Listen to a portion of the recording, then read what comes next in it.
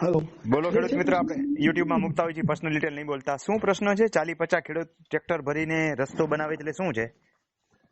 એટલે આમાં અમે તમને રૂબરૂ મળવા આવ્યા હા, એ હતા. તો બરાબર, પણ ઓળખતી અત્યારે તમારો પ્રશ્ન શું છે? કઈક ઓડિયોમાં તમે બોલો છો એ કે બે ગામને જોડતો રસ્તો હે. હા એટલે પાણીનું વેણ બદલાવા સાટું થઈને 30-40 ટ્રેક્ટર તો નાખી દીધા.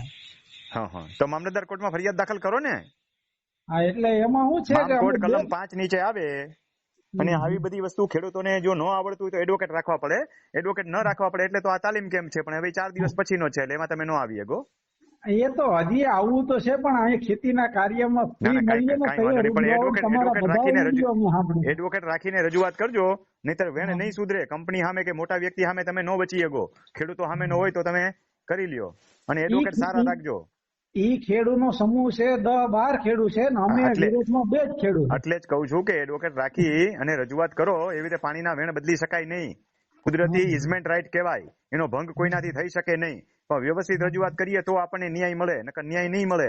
અને એકવાર ટ્રાયલ કોર્ટમાં જો ન્યાય ન મળે તો ઉપર સુધી છે ને પછી એમ જ હાલ્યું જાય, અને પછી ન્યાય મળતા નથી હોતા. એટલે ટ્રાયલ કોર્ટ લડવી બહુ અગત્યની વસ્તુ હોય છે.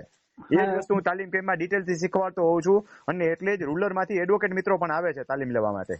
ના ના, હકીકત છે સાહેબ. બોલો, વિગત સમજાઈ ગઈ બરાબર? હા, ટ્રાયલ કોર્ટ સારી રીતે લજો. ટ્રાયલમાં હારી ગયા તો પછી દિવાલમાં માથા ભટકાડવાના હારી આગળ જવા માટે, કાં સિવિલ કોર્ટમાં જવું પડે. અને લાંબો ન્યાય મળે તો ન્યાય મળ્યો ન કહેવાય ભાઈ સિવિલ કોર્ટમાં. જયારે રેવન્યુમાં ચટ મંગની પટ વ્યા હોય, ઝડપથી ન્યાય મળી જાય. સમજાણું? હા, એ તો ભલે, વિગત સમજાઈ ગઈ? ના ના, એ સમજાય. ઓકે, ભલે. હા, જરૂર પડે તો વાત કરીશું.